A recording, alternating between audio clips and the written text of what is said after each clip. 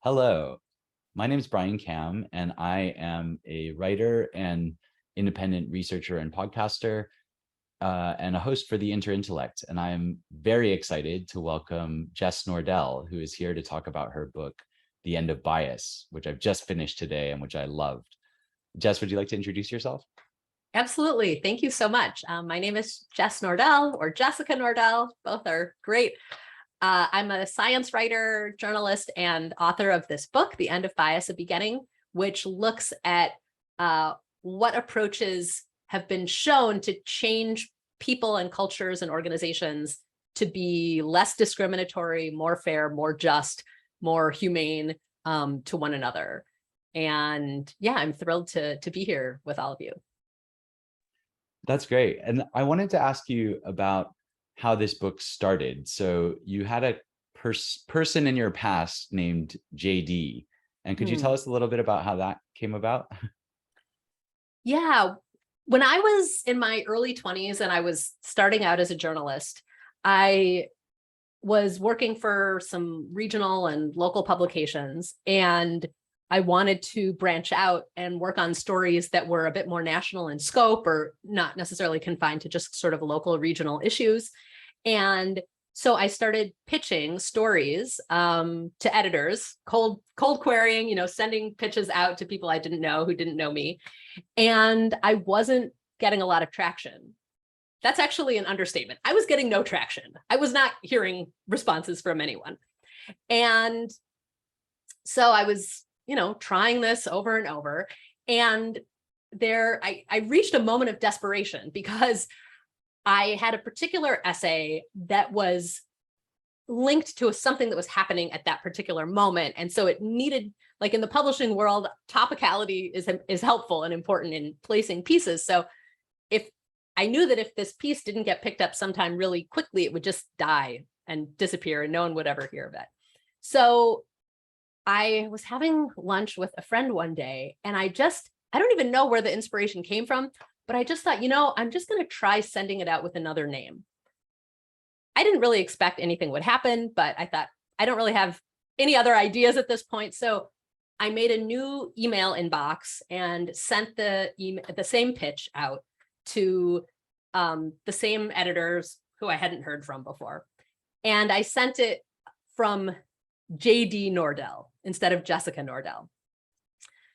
Thinking, maybe presenting in a more masculine, plausibly kind of masculine way would maybe change my outcome. I didn't know. It was kind of an experiment. And this pitch was accepted within a couple of hours. And I didn't quite believe that it had worked. I thought, this is a crazy idea. This isn't actually, going to work, but it worked.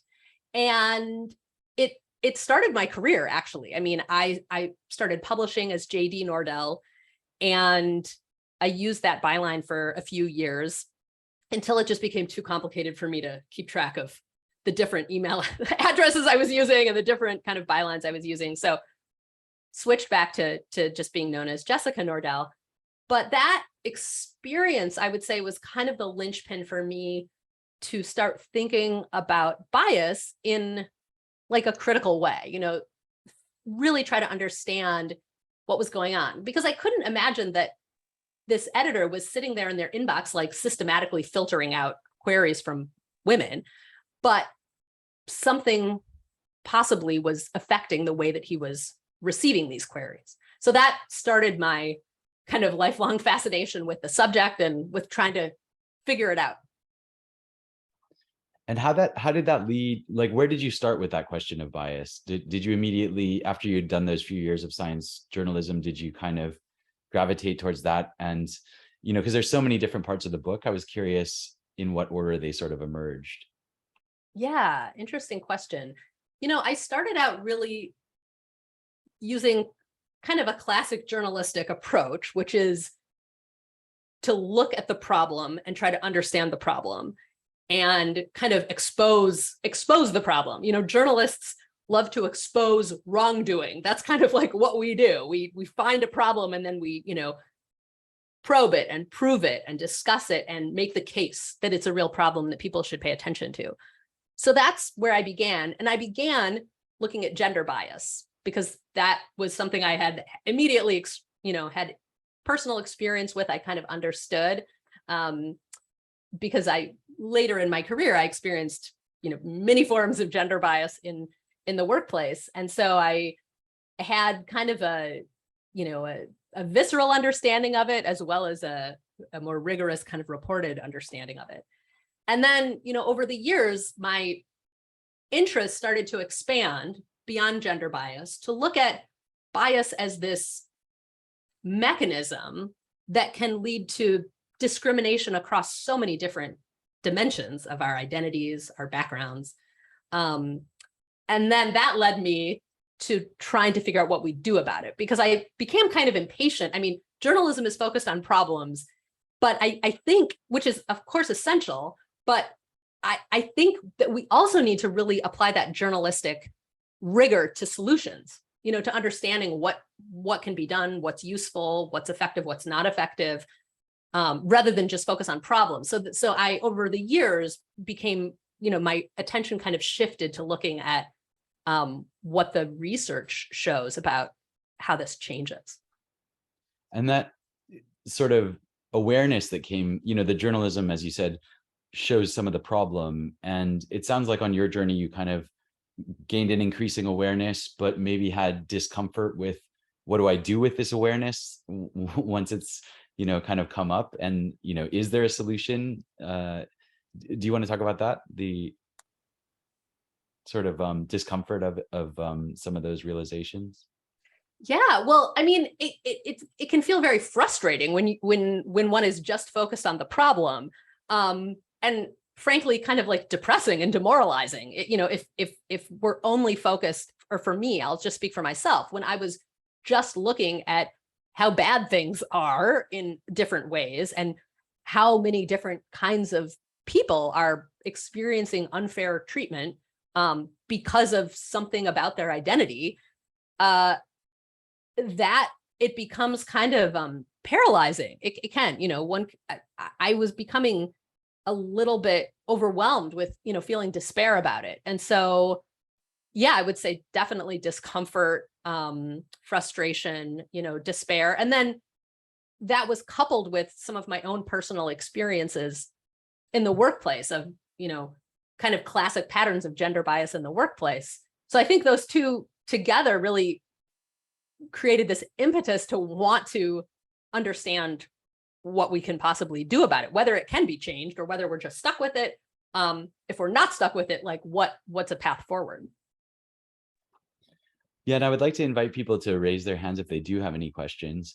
I wanted to kind of ask you about this sort of issue of history, because one of the sort of solutions that comes up as a way of ending bias is actually to go back to the kind of beginning of some of these things. And your book does an amazing job at showing parts of history that I knew very little about. So, for example, ideas of skin color in antiquity were radically different from what, we would think of today, as well as, even just things like standardized testing, which I think there's a section that talks about where you discuss, I think it's Carl Brigham, where, it's this, where we think of the standardized testing as being this objective measure, but it's kind of like, he's a eugenicist and it's quite like racist from the start, isn't it? So I just wondered if you could talk about the issue that, learning history as a potential way for ending bias.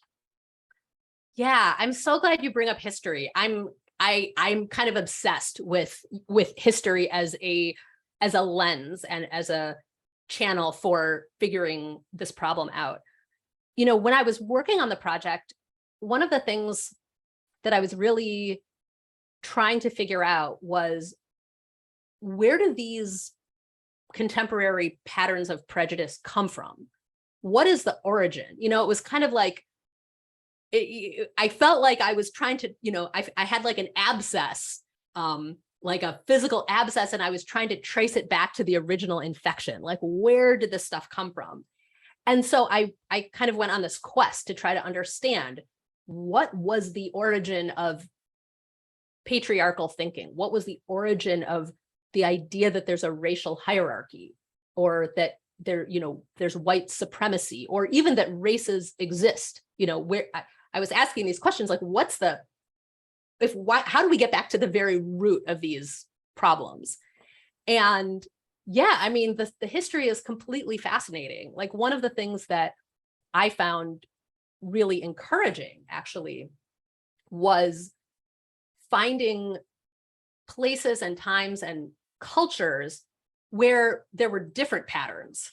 So where the prejudices and biases that we have now in our culture, or cultures, I should say, because I know we're coming from different places, but in the cultures that we live in, where those weren't present, or where there were different patterns present. Because when I started to see different patterns elsewhere, it sort of cemented the idea that these are human inventions. You know, they emerged at particular moments in time and particular places, and kind of took off and developed a life of their own, but they weren't always there. So, like, for instance, if you look at ancient Egypt, I ended up talking to a number of Egyptologists about race in ancient Egypt and ethnicity in ancient Egypt. And it turns out that there was nothing like skin color prejudice in ancient Egypt. We have no evidence that there was skin color prejudice.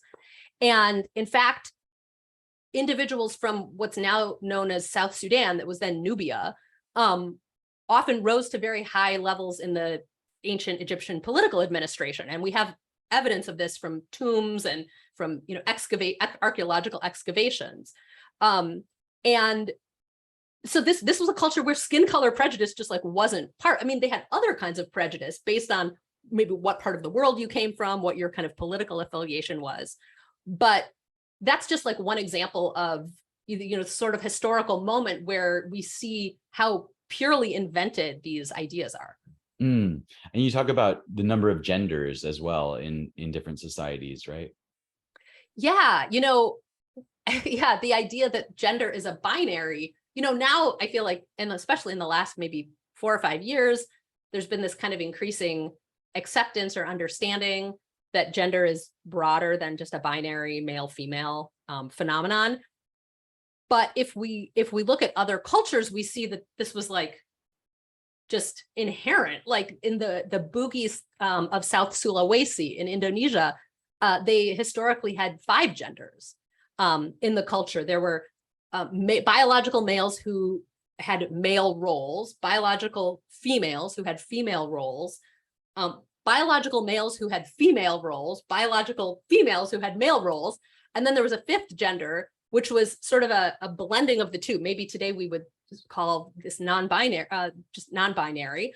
But there was an idea that in the sort of theology of this culture, the kind of cosmology, God was a union of male and female. And so humans who joined male and female elements were seen as having an element of the divine and had roles like priestly roles in the community. And so it's just like another example of how, you know, sort of culturally specific some of our categories are. And yet those categories kind of become invisible to us, right? And we kind of, you mentioned a sort of, it's not just that you can't, you know, you're looking through a lens, but you can't see that you're looking through a lens, sort of. So it's like you think that, you know, that you have an attachment to these categories once they're constructed, right? Very much. I mean, we develop categories as we, I mean, I know some people in the audience, some people here are interested in categories, so I'm glad we're talking about this. I mean, you know, we develop our categories that are salient in our culture to help us make sense of that culture. And so it's sort of like part of the process of acculturation, learning these categories, developing these categories, and then filling in the categories with all sorts of cultural knowledge, associations, beliefs, stereotypes, things like that. And yeah, that is a function of our, you know, of growing up in a culture. But, you know, one of the things that was so interesting to me, and still is very interesting to think about, is like the way that the creation of those categories itself, the boundaries of those categories, is culturally defined, you know. Absolutely. So yeah, it's fascinating. Yeah, and I was even struck by that. I mean, you talk about Rwanda, and, the kind of potential issues that are created by, the categories that are imposed by colonialism, right? And so that, I feel like, a kind of naive understanding of that might be that these are sort of ancient ethnic hatreds or something like that. You also talk about the Balkans, and I've been there, and like there's this sense that they're ethnic differences, but the people, in terms of bloodlines, all arrived, sort of 8th century. They spoke the same language, and they're really like more religious divides. You know what I mean? Even though it's like, my impression is that some people want to make a much stronger thing to say, no, we're different ethnicities. But, like if you look at the history of it, a lot of those lines that get created are actually recent, you know what I mean? And so they kind of can't be, essential, if that makes sense. Completely. Yeah. I mean, the Rwanda example is so interesting because, my understanding is that there were the Hutu and the Tutsi were groups that existed in Rwanda before the Belgians colonized.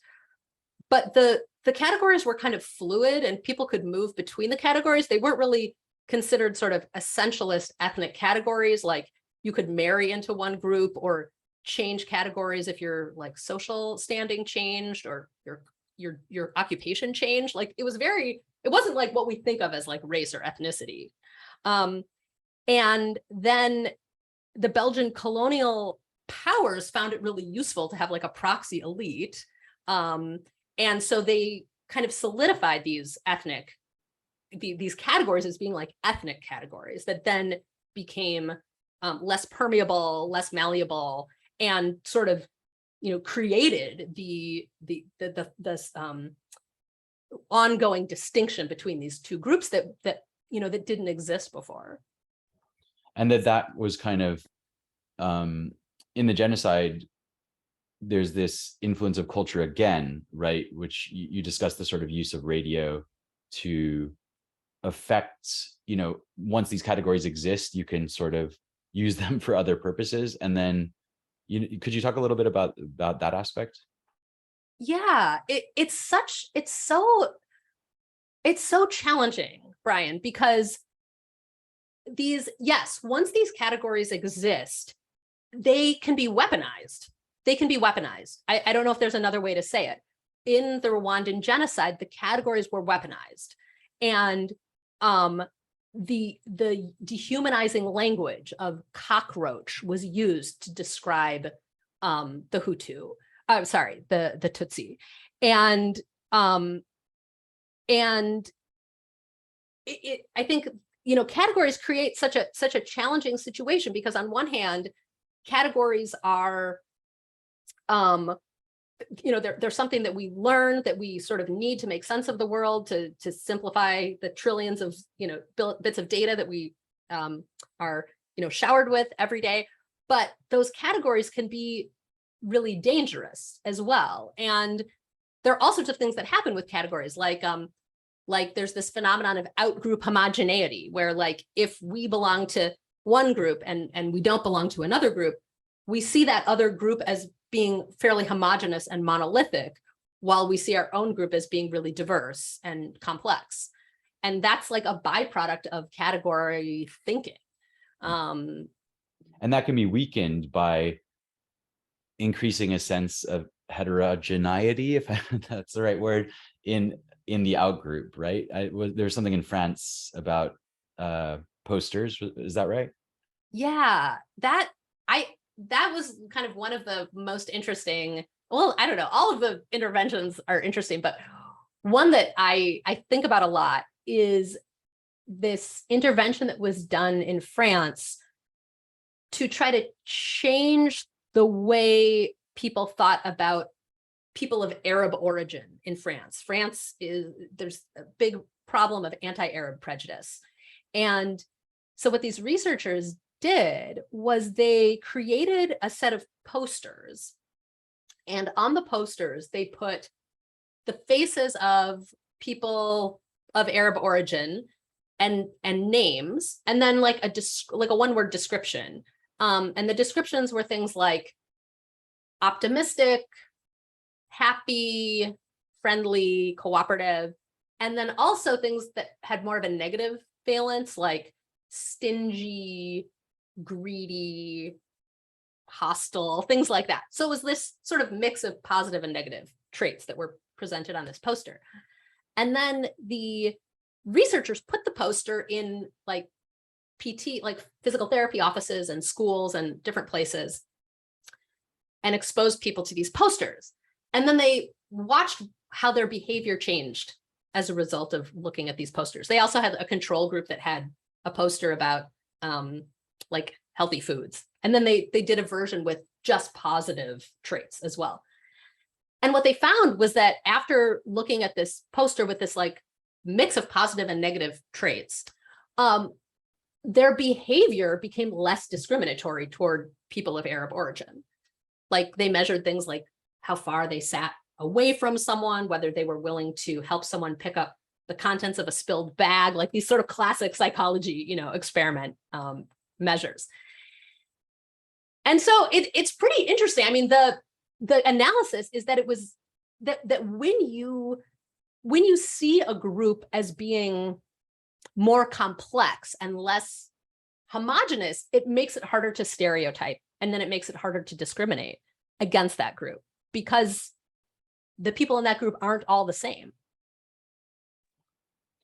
And it seems like there's a kind of viral tendency to categories. I mean, in the radio example, sort of you point both to the negative effects, which is that if you present aggressive messaging around a group, then that can actually lead to pretty much directly to genocide. But if you there's a kind of positive effects afterwards. I think you talked about that, where you could actually reverse this through a kind of just repurposing the categories, but also a few of this. I think in the Swedish school, you kind of the impression that I got anyway is that the children really do soak up anything that the sort of adults are using. So it kind of, even though the adults are doing it unconsciously, probably because it's been passed on to them unconsciously, then when they draw attention to it by saying boys and girls or something like that, this sort of reifies those categories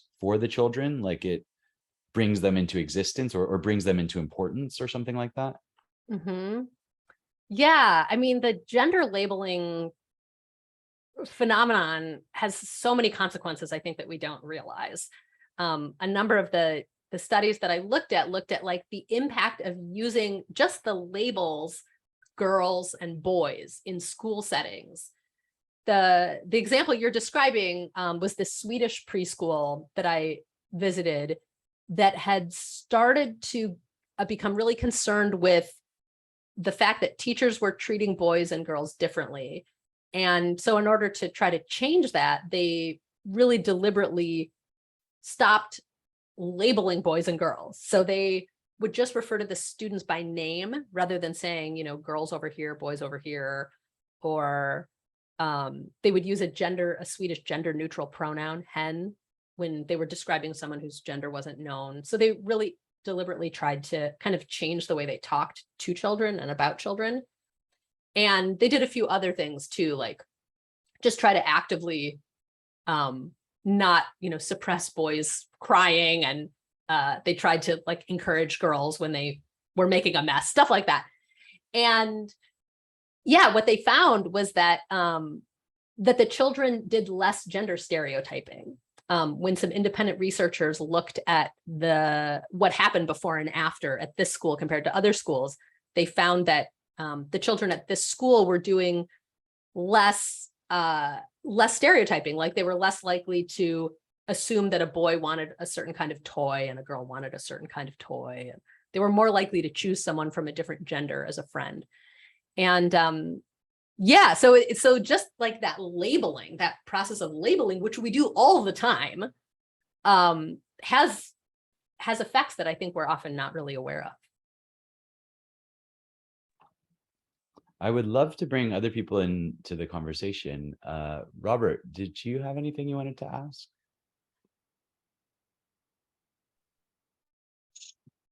So I guess I've been trying to form kind of my thoughts on this and how this relates to kind of my work. I guess,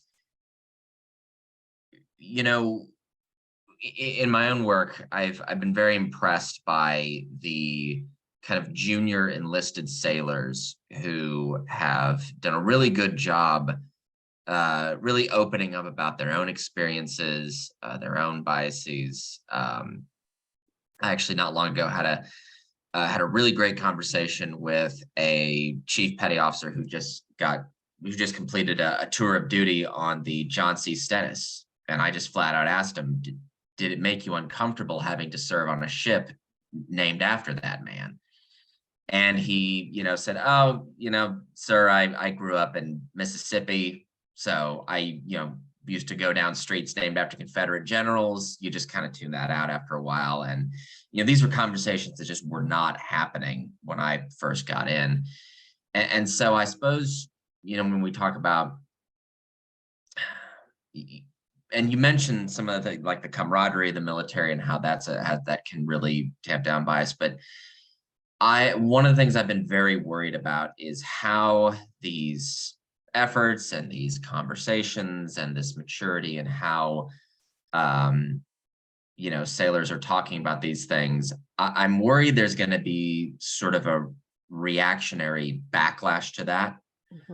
In the same way that, I hadn't joined by this point, but some of the more senior guys talked about a reactionary backlash to when shortly after Tailhook, and there were a bunch of different new policies in place that are still influencing Navy policies. I cannot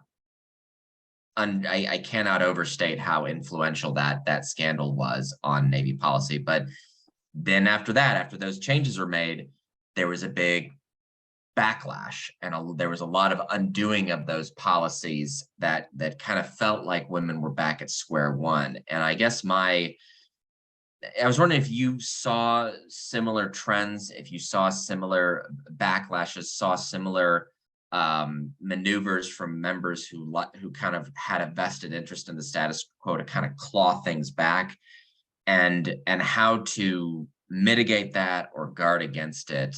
It's the thing that it honestly keeps me up at night. I get very worried that within the next year or so, there's going to be like a big anti-DEI push, and all the progress that at least I've made on my end is just going to be undone.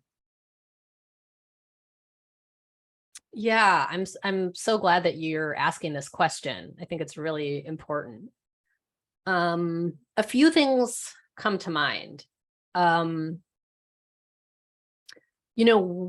I was looking at diversity trainings and the efficacy or lack of efficacy of diversity trainings, one of the things that I looked at was the difference between people's response to mandatory trainings versus voluntary trainings.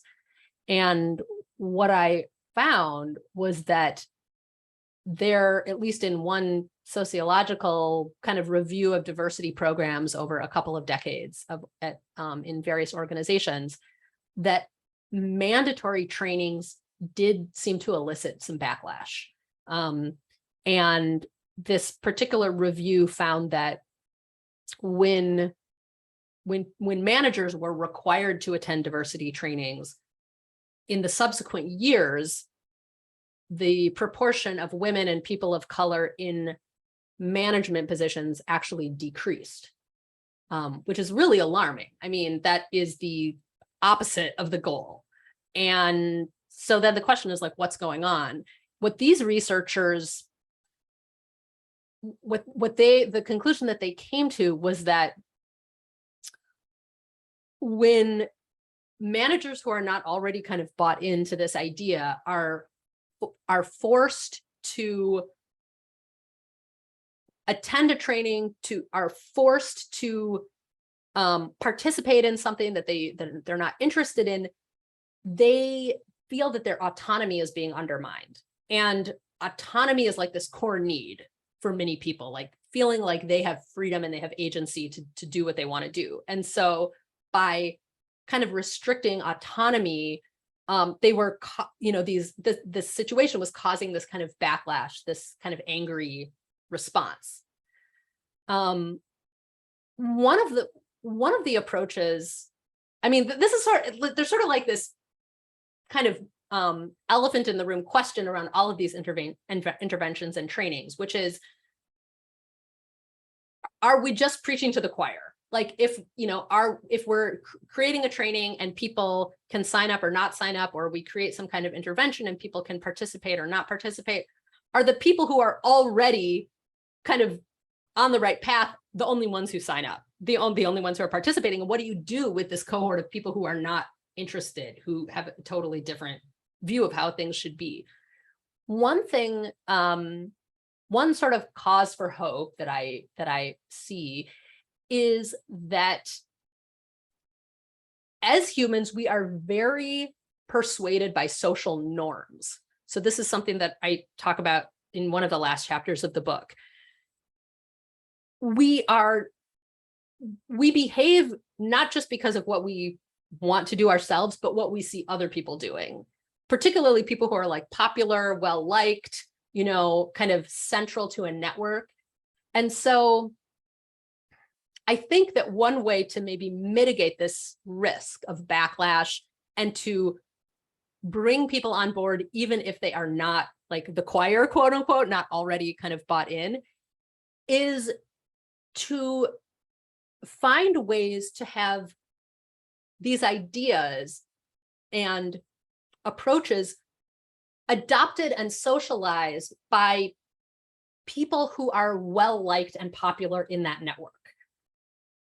And that's a way of kind of creating a social norm so that even if someone isn't interested, or maybe they're even actively hostile to the idea, when they start to see someone who they admire behaving in this way, adopting these ideas, promoting these ideas, thinking that they're good ideas, that will start to influence that person. I saw this in the case of policing.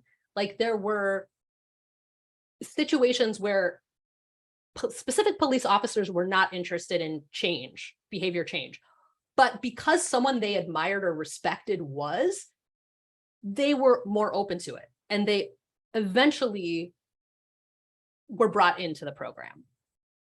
So I don't know if that answers like all of your question or if we've solved all of it, but those are a few things that come to mind when you bring up that issue. Okay, thank you. Jake, would you like to ask a question?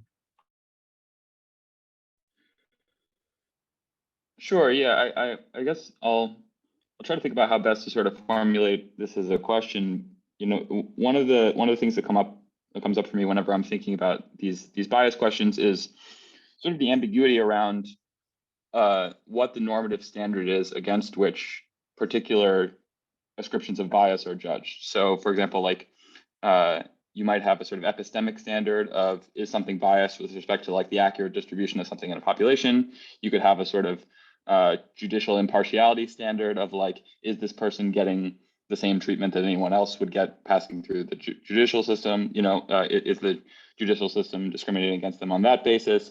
There's sort of like, okay, you could look at a distribution of outcomes and say, are all groups, for example, proportionally represented in this? And then if they aren't, that's appropriately sort of judged as evidence of bias.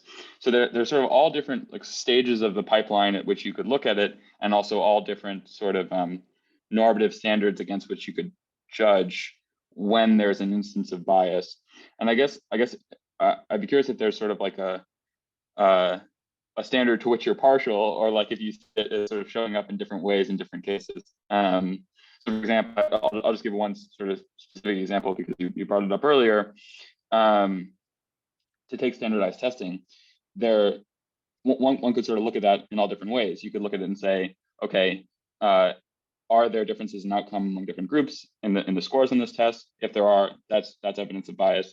You could look at it and say, is the test more predictive of later outcomes for different groups than others? So for example, like the test does a really good job predicting how Asian applicants will do, but not really well how white applicants will do. So therefore, it's like predictive power differs among groups.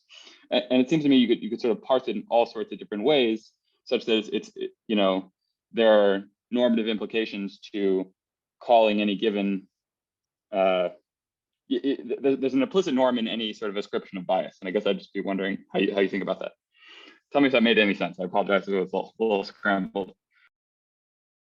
Yeah, no, that's a great question. And when I think about like standardized testing, for instance, there is certainly an ugly history of standardized testing. And at the same time, I can think of at least one example of standardized testing that had the effect of undermining bias. So in the case of the Broward County, Florida gifted program, there was this huge disparity, racial disparity, socioeconomic disparity, even gender disparity in the students who were being labeled as gifted and therefore had given access to special classrooms and programs and all of these things that were associated with the label gifted and talented. What that particular school district did, on the suggestion of a stats person who worked for the gifted program, was they decided to actually roll out a standardized universal screening program where all the students were given a standardized test. Before that, they had been referred based on teacher recommendations.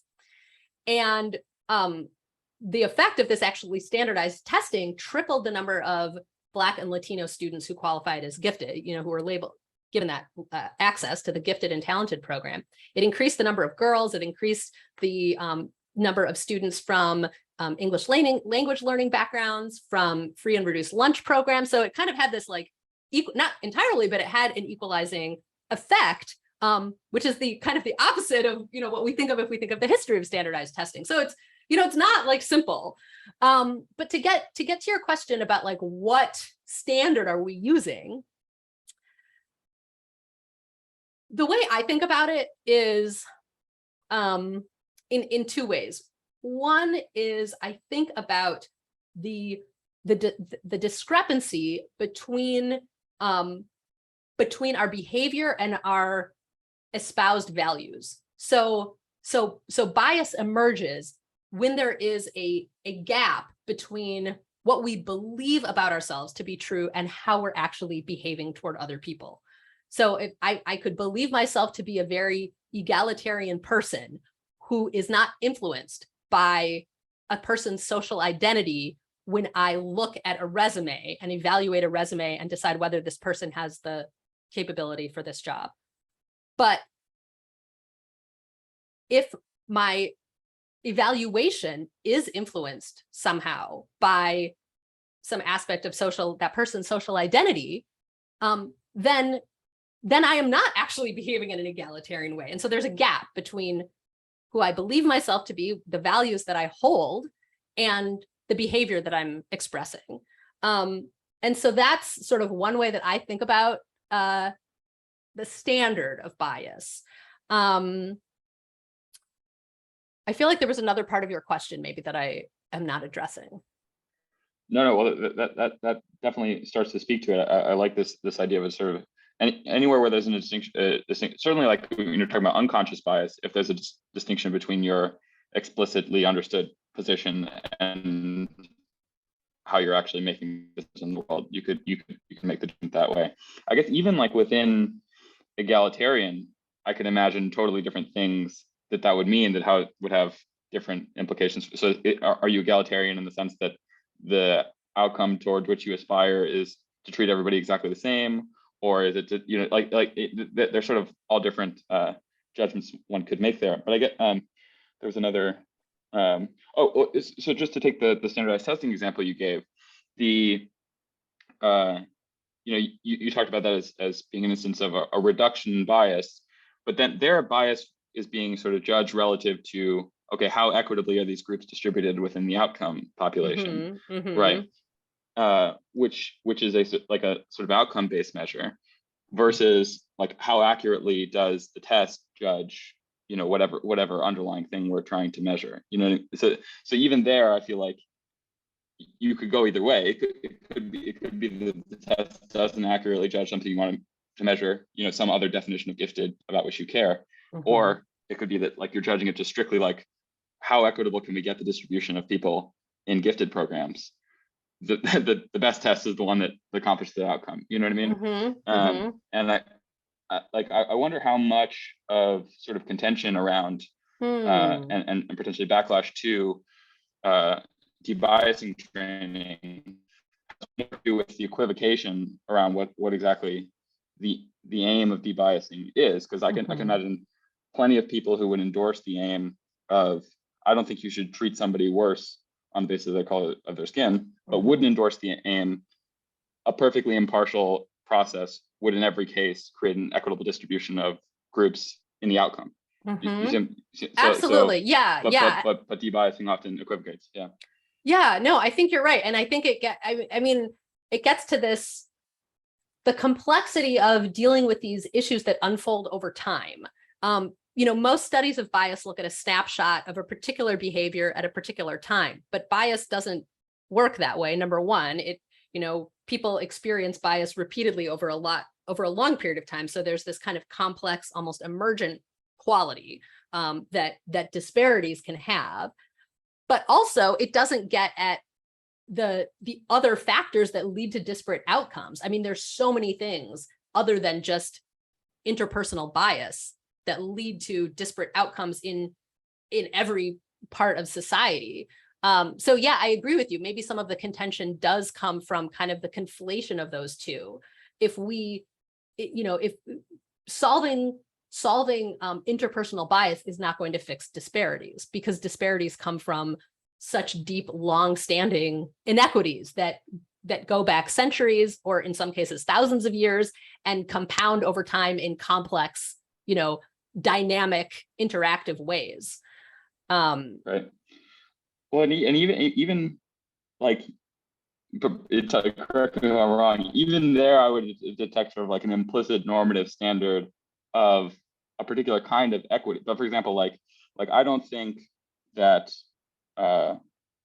lumberjacking, even if you fully purged it of bias, would end up perfectly gender equitable.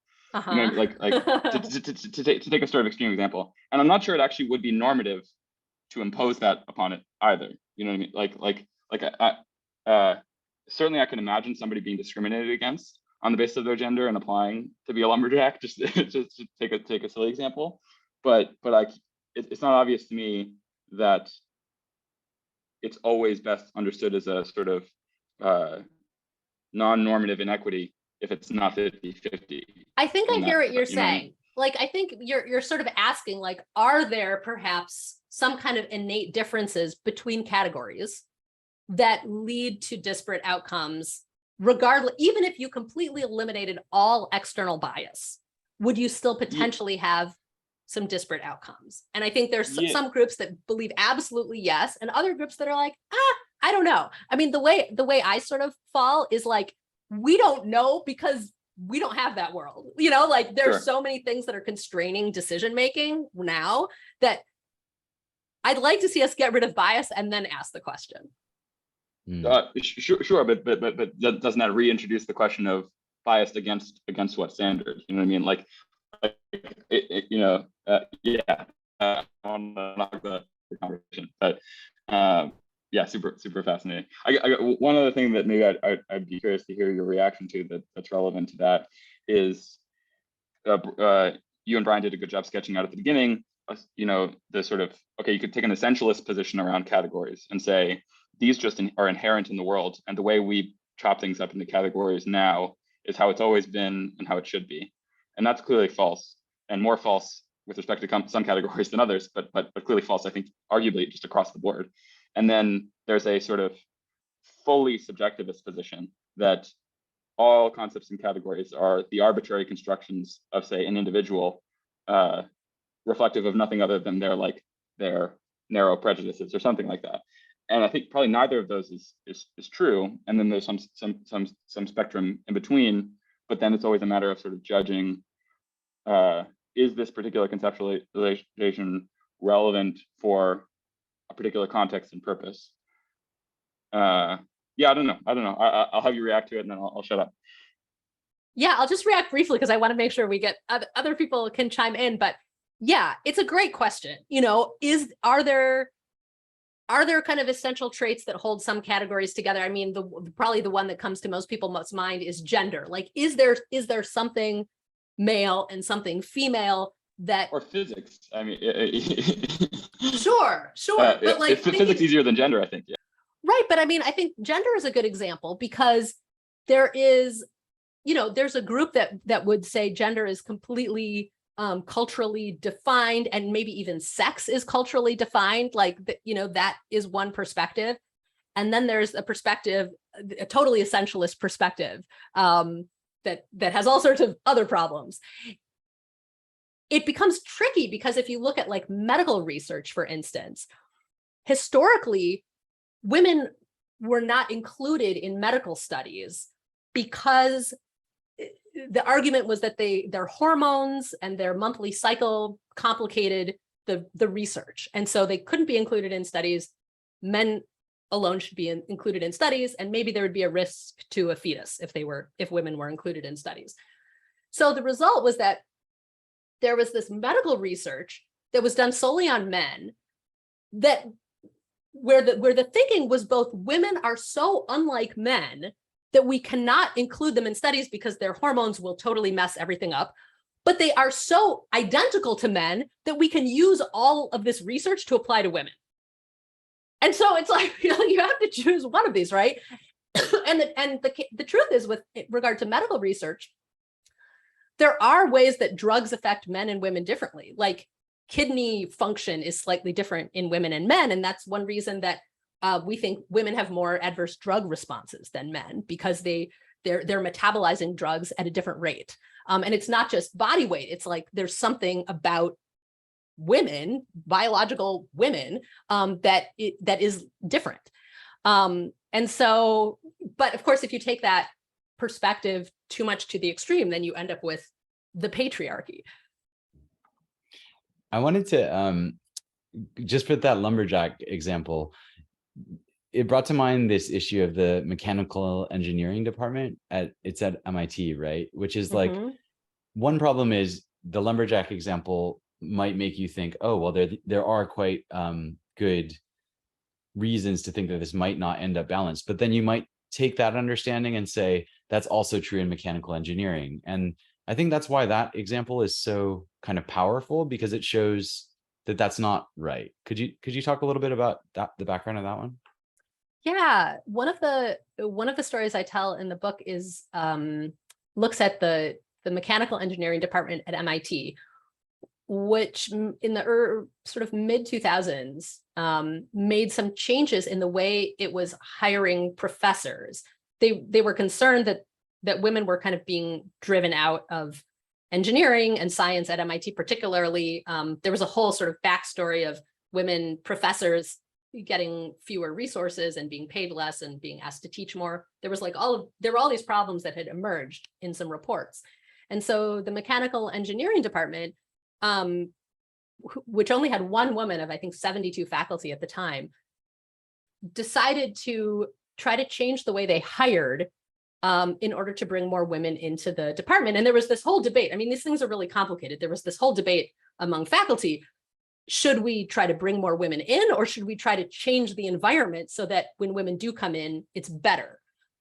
So they opted to change the hiring to try to bring more women in. And what they did was really clever. So before this change, when they were hiring new faculty, they had very narrow kind of search criteria. So it would be like, you know, we want someone within like nanotechnology, but we want like a roboticist in nanotechnology. Or we want, I can't think of another example off the top of my head, but they had these you had to be an expert in like a subfield of a subfield to even apply for the job, because they had this box they were trying to fill. So what they did was they broadened the field that they were hiring for. So instead of hiring this like narrow subfield of nanotechnology, they opened it up to anyone in nanotechnology, or anyone in fuel technology, or what have you. And so it dramatically increased the number of women who were even likely candidates, because they just had so many more candidates to choose from. And they ended up dramatically increasing the number of women that were hired as faculty. They didn't change the standards. The faculty still had to be at the very top of their field and be likely to get tenure, because at MIT, they bring people on because they want to tenure them, not because they want them to go somewhere where else to get tenure. And what happened was really interesting. So after these women faculty were there for several years, the department started noticing that women undergraduates were like flooding into mechanical engineering. And the ratio changed so dramatically in this department that now there are advanced mechanical engineering classes that are like 70% women, 80% women. I mean, I was actually looking not that long ago at like the course ratios. And so, and before this, women had been dramatically underrepresented in mechanical engineering. And, you know, to use your lumberjack example, one could have made the argument beforehand, well, women are just, there's something about women that makes them not interested in mechanical engineering. You know, they want to do something else. But I think what this intervention showed is how malleable preferences are, you know, and that once you start to see just role models, people who look like you, who, you know, whose lives you could imagine having, doing a particular role, it totally changes your idea of what's possible for you. Yeah, I thought that was a brilliant example. I'm going to call, sorry, Peter, I'm going to call him Priya next. I think in your book, Jess, you talk about this practice of calling on people who have raised their hand later. Didn't you make reference to something like that? Yeah. I love seeing the practices in action. Yes. Yes, Priya. I'm really curious to know more about that now, actually. So I was interested in your thoughts about the sort of efficacy of addressing systemic problems versus trying to tackle bias at the individual level. And I think that sort of flows very nicely on from the example that you just gave.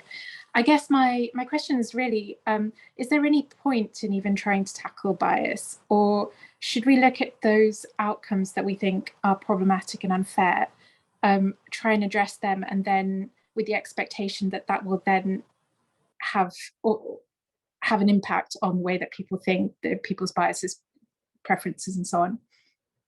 So your question is it even worth trying to address individual bias when maybe what we need to focus on is policies and structures that change organizations on a more macro scale? Is that your question? Yes, and the outcomes that we want to achieve. So, for example, I used to work on a Women on Boards project, and there was always a debate about whether this should be voluntary or whether there should be targets in legislation. And in the UK, there wasn't legislation, but actually there was always a threat of legislation. So I think business kind of acted in any case. But more generally in that work, my impression was that if you expect change to happen incrementally, it just takes forever and it's very, very difficult. But if you can make some fairly substantial structural changes which start to change the outcomes, that actually has a much greater impact in changing attitudes, more systematically. Mm-hmm. It's a really good question, and it's one that kept me up at night many times while I was working on this project. I remember having a dark night of the soul at some point while I was working on the book, where I woke up at 1 a.m. and thought, what are we doing with trying to focus on individuals when there are such huge structures that need to be changed and entire institutions and systems that need to be changed? And what I have come to believe, and what I sort of realized in that moment, was that we actually can't separate them, that they are like inextricably connected, the individual and the structural. And we can change structures and we can change policies.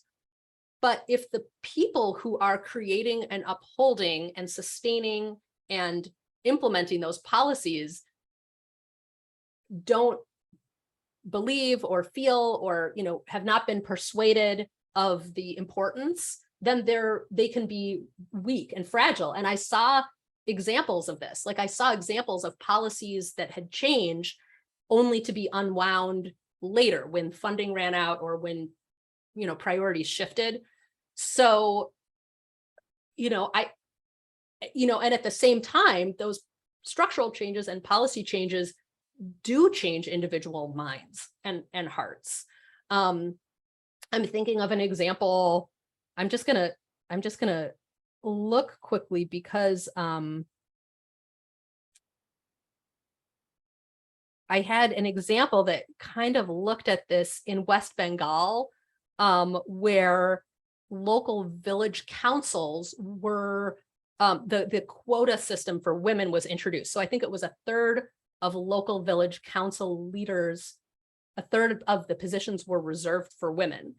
And some economists looked at the impact of this over time on a whole bunch of different things, like aspirations for girls' aspirations for their careers, local village council elections outside of the quota system.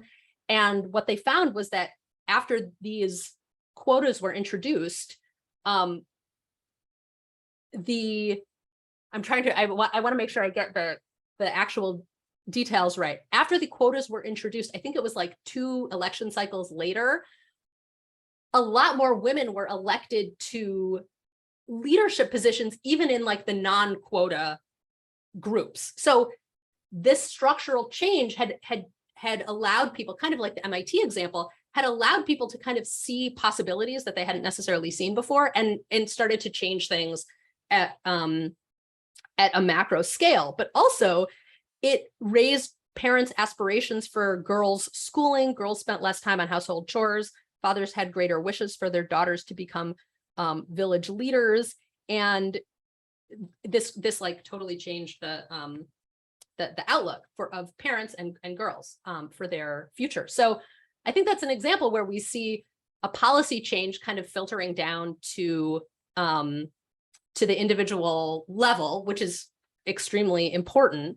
But I also think that it's, in order for this policy to persist and to not be removed, there needs to be some kind of individual transformation as well. So I guess in sum, I've kind of come to see them as interconnected with one another. I suppose then you could ask, well, if we have a certain amount of resources, where do we want to spend those resources? So that's like another question. Peter. So. Thanks for this. This is a great Q&A part. I'm very much enjoying this. Now I have not just a question, but 2 comments as a result of statements I found very interesting. I mentioned earlier on that I worked in drug development, and I absolutely relate to that point made about these ideas and biases about gender. I just wanted to add, I've spent years debating the complicated, vexed question about ethnicity, disease, disability, even conversations about whether we should allow people with the target disease for a medicine in the trial, because they might get symptoms of their disease and someone might think the medicines caused them. So it's a very convoluted thing. I'd say awareness is growing, but it's small. That is, awareness of biases in the pharmaceutical industry. I found Robert's questions really interesting and really sort of made clear, at least in my head, what's at stake here. And there's a lot. That point about, someone within the dominant group who's liked and admired can have a great positive influence. And what struck me is someone within the non-dominant group, I think, can also play a tremendous role. I'm thinking Barack Obama, even stand-up comedians who belong to perhaps the non-dominant group, but take a position. I've found that them personally very helpful in me understanding my biases. But my question is this: even before I knew about this salon, I've been walking around wondering, why is it that I can hold biases about groups in my head, and at the same time, so effortlessly and conveniently, make exceptions for the members of that group who I know personally, and I think and I don't hold the same biases about them. I haven't read your book yet. Maybe it's covered there, but I'd be interested in any comments on this, these conflicting biases I so easily have. Yeah, what you're describing is, I believe the technical term, I'll have to check. I think the technical term for it is subtyping, which is this idea that we can have one thought about a category of people, but then we create like a subtype that we don't think, those ideas apply to. It's a little bit like that heterogeneity thing. I have some heterogeneity within that group, but man, I'm attached to the bias in general. Yeah, I think it's a way for us to maintain our biases in the face of a conflicting reality. Like we sort of have this worldview and all of these stereotypes that we've absorbed as a consequence of living in a culture. And then when we're faced with a reality that conflicts with that, where we are clearly not correct, I think our minds have this very clever workaround, which is like, oh, well then, I'm going to carve out this narrow slice that allows me to maintain my general category and my, associations with that category, while also accounting for like reality, which conflicts with that. But I think it's really astute to notice it. I mean, it's good that, like, can you say more about what you're noticing if you feel comfortable? Yeah, just simply that. The last few weeks I've just been walking around. I'm not sure why, just noticing that. And that simply that I won't get into specific examples, but just people that belong to groups, ethnic groups or age groups and so on, and it's just struck me as difficult to explain. But in the spirit of stuff that's been said earlier, I'd like to think what it means is, I'm just getting a bit of heterogeneity going, and that's going to work wonders for my biases over time. That's what I'd like to think.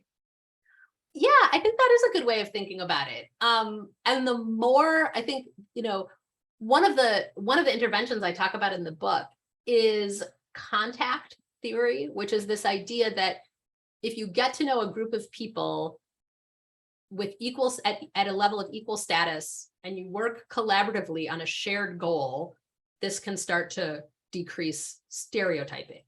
And we've seen this in the Army. After the Army was integrated after World War II, we've seen it in sports contexts. There's a study of caste in India that looked at cricket players of different castes who played on a team together with people across different castes, and found that this started to decrease stereotyping and prejudice across castes. And I think one of the things that's happening in these situations is people are starting to get a more heterogeneous, build a more heterogeneous category. They're starting to get to know someone from another group, and then another person and another person and another person, and are able to kind of build this more complex vision of what this category means, which ultimately, is very powerful, can decrease these problems. Thank you. Nasos, did you have a question? Yeah, I did. So from a slightly kind of meta perspective, thinking about communicating the problem and the solution that you were kind of addressing earlier, I'm really curious, like, what do you think is being done badly at the moment from the angle of communicating about the issue of unconscious bias and solutions around it?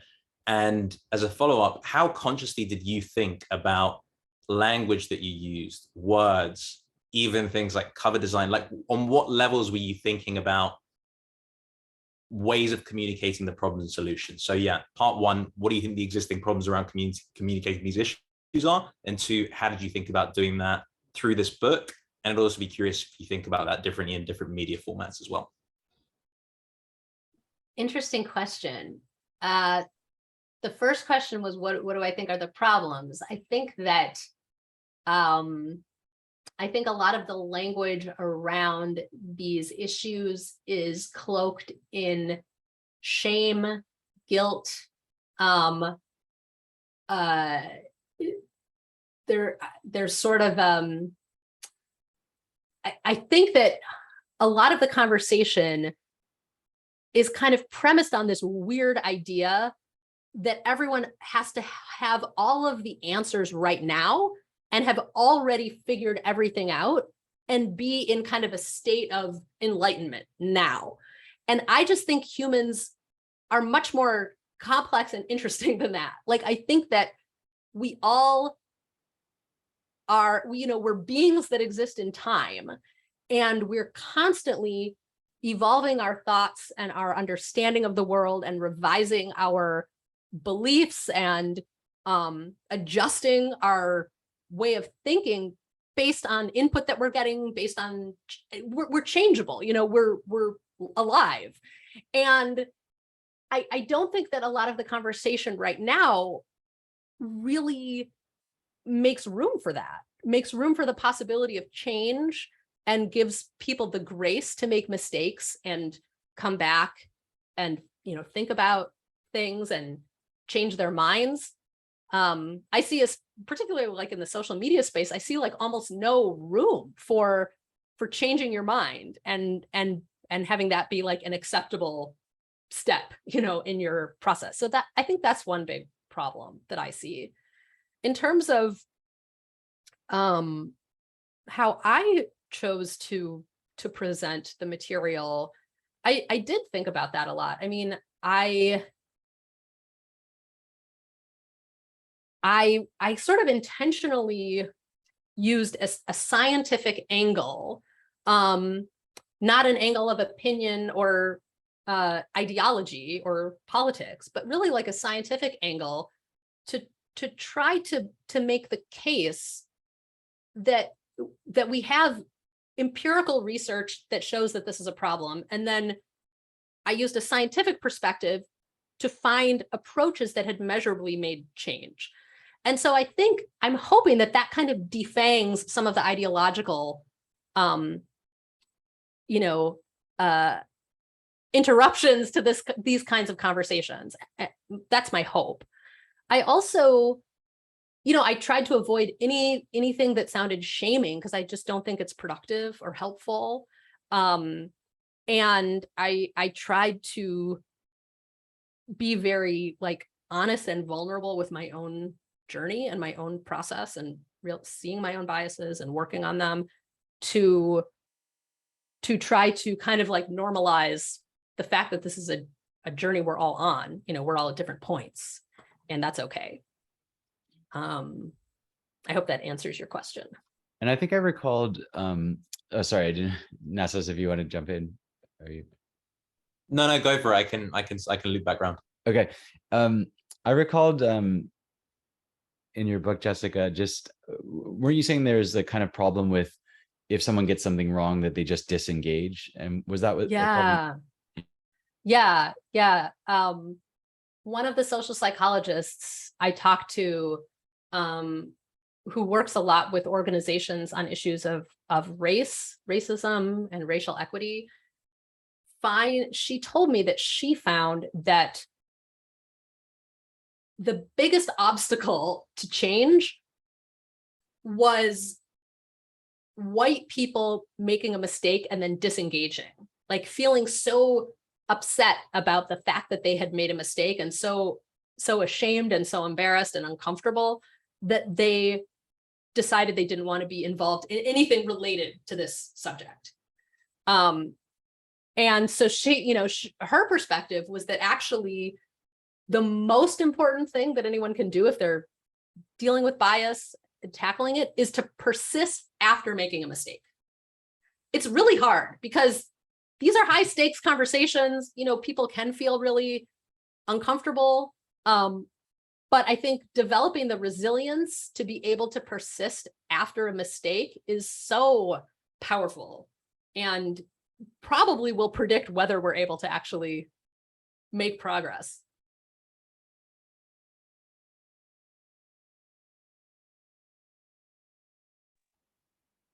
Zarina, did you have a question? Yes, I was curious about the state of studies on bias in other countries. So I'm thinking France because I'm French, and so I could really, how can I say it? It just brought back memories. Some passages in the book where you were in a school in France, and then you were hanging out with some students, and then you found out there were like other students called them Arabs, and well, yeah, etc. So that was really interesting. And then you mentioned just now earlier another kind of study where people were shown photos of Arab people and with adjectives, and then it influenced kind of their vision of them. So I was wondering like how, if you've heard of a lot of other kind of studies like that, either on gender or on ethnicity in France or other countries outside of the US, because a lot of the examples and the statistics in the book were from the US, and so what is it like in other countries? Yes, thank you for that question. I apologize. The book is definitely US centric. A lot of the research that I looked at is based in American universities and kind of looking at the patterns of prejudice that are like most salient in the US context. So specifically looking at race and ethnicity in the US, particularly looking at anti-Black racism, anti-Latino racism in the US, and gender kind of as it plays out in the US context. I tried to include wherever I could some research from other countries, from France, from where else? England, Sweden, some research from Rwanda, Kosovo. Excuse me. But I don't have like new studies off the top of my head that are happening in other countries. There was a recent review of millions of implicit association tests. I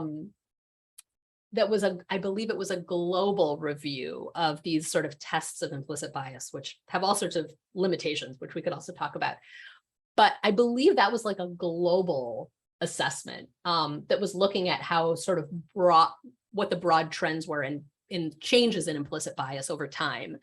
And I'm trying to remember the specifics. I think they found that broadly, globally, bias against gay and lesbian people and LGBTQ people had broadly decreased among people who had taken this test.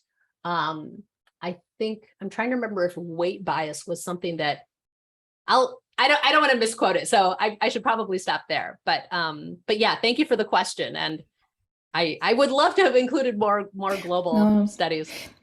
But yeah, it's interesting. I think legislation might play a role, because in France, from what I remember, you can't really have stats by ethnicity or anything like that. So things like looking at university admissions or things like that by ethnic origin, it's almost impossible, and so that probably hampers the studies there.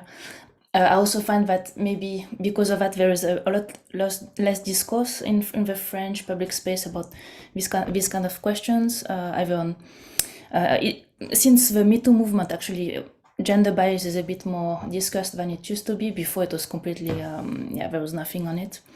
And when we talk about bias in the other biases, immigration is one that is discussed quite a bit, but it really dodges the kind of just bias question, really.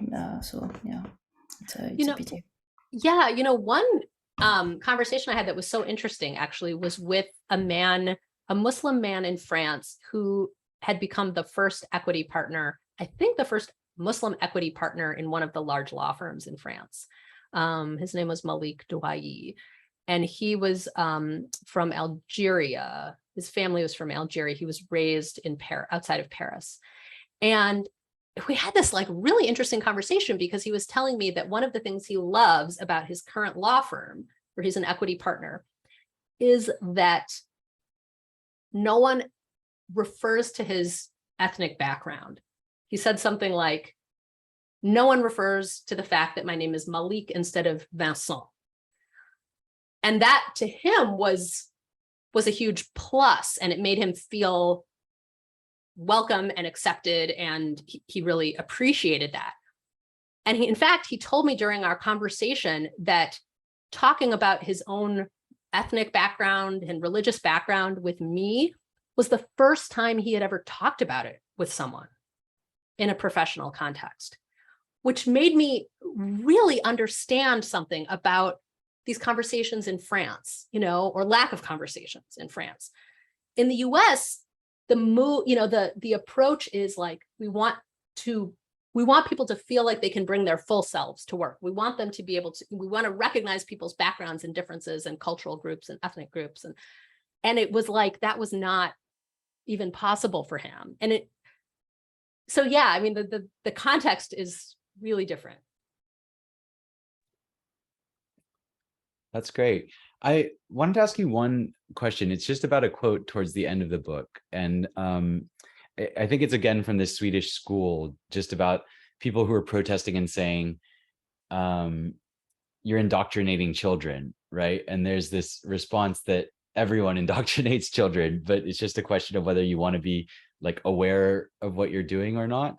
And I just wondered, maybe it relates back to Jake's question, like, do you think there is an end to bias, or is it kind of just a process of perpetually becoming aware of those biases and then kind of altering them or something like that? Or do you think that's the wrong way to look at it? I mean, I think as long as we are human and we live in cultures that have categories, we're probably going to be susceptible to bias.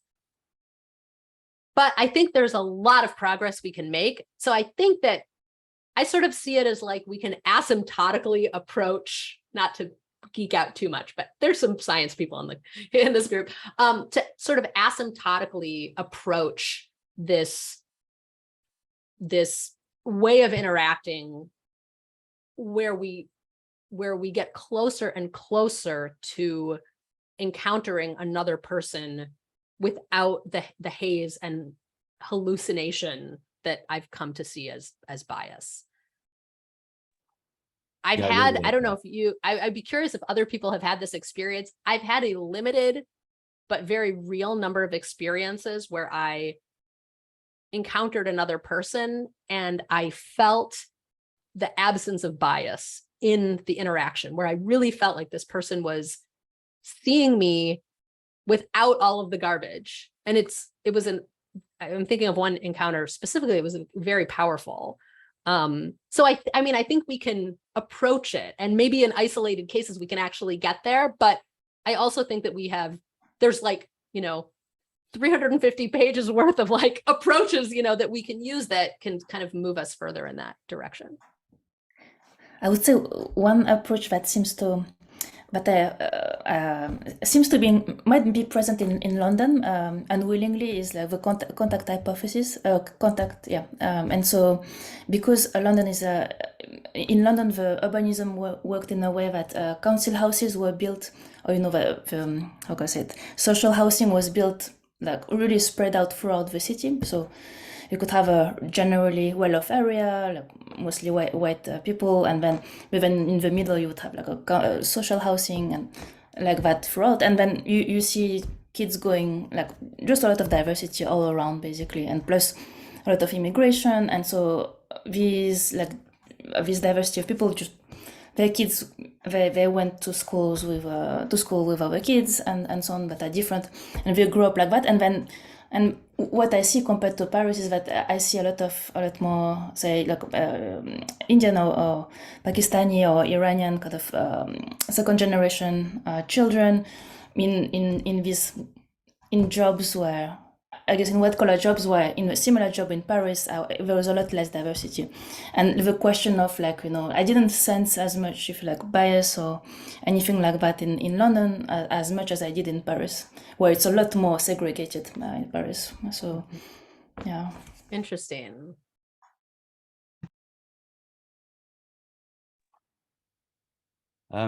Jessica, I'm aware you might have to dash soon, but do you have any, does anyone have any final questions, or would you have anything that you'd like to say at the end, or?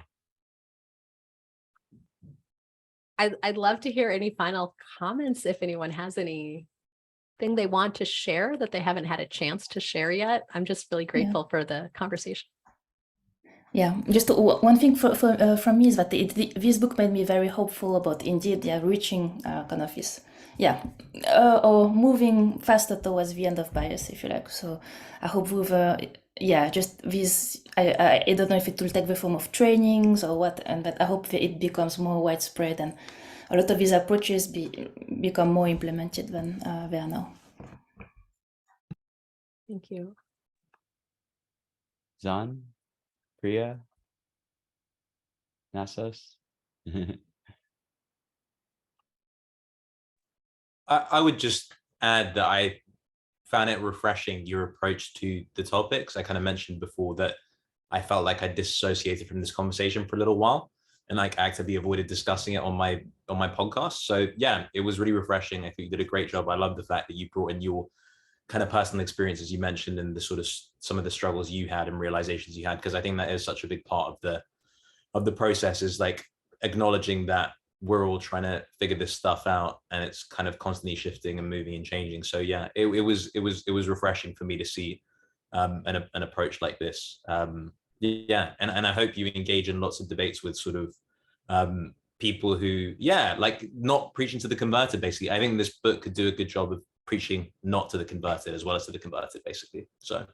I completely agree. And, I have been lately trying to kind of reach out to groups that are maybe skeptical, not as friendly to these ideas. So if any of you have suggestions of groups or podcasts or, places where you think that those folks exist, let me know. Please feel free to reach out. You can contact me through my website, jessicanordell.com. And I'm eager actually to talk to folks who are not already in the choir, try to kind of like expand the reach of these ideas and tools.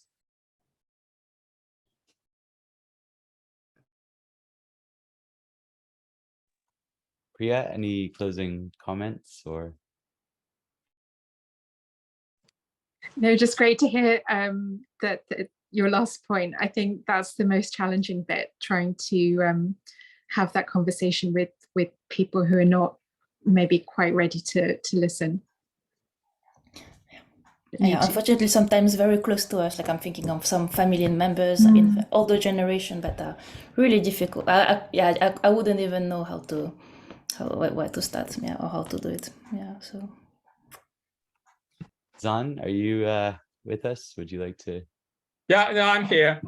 No, just to appreciate the conversation and the discussion, and thank you, Jessica. I don't have any questions, but I really appreciate the discussion. Thank you. Yeah, and I just I've told you, Jessica, I really love this book. It's so it's provocative and thought-provoking, but as Nasos has said, it's also cool-headed. It's vulnerable. You wrote it in such a way that's very relatable on a really difficult topic. It's one where there is no easy answer, right? It's going to take quite hard looking at our society at a systemic level, as well as our own personal biases, prejudices, and things like that. And that's not an easy process. And so to do that with such rigor and such breadth and bringing in so many sources of sort of support for your argument, but also just perspectives, it's really an impressive book. So I'm really grateful to be able to meet you. Thank you so much. Thanks so much for having me, and what a great conversation. I mean, what a fabulous community. I'm so excited to like know about this amazing group of people now. And I'm excited to, you know, stay in touch and continue the conversations. Yes, maybe we can do that poetry of physics salon at some point. Yes, that would be awesome. Mm-hmm. Thank you so much. I think we'll leave it there unless, would you like to say anything else, Jess? No, just thank you. Thank you all so much. And feel free to reach out if you have other thoughts or, you know, comments or things come to mind. I'm really eager to hear from folks. So thank you so much for reading. If you've already read and if you're planning to read, I thank you for reading it in the future. I'm just really grateful for your time and attention and being here with me today. Thank you so much. Bye. Thank you. Bye, everyone. Thank you. Bye. Thank you. Bye-bye.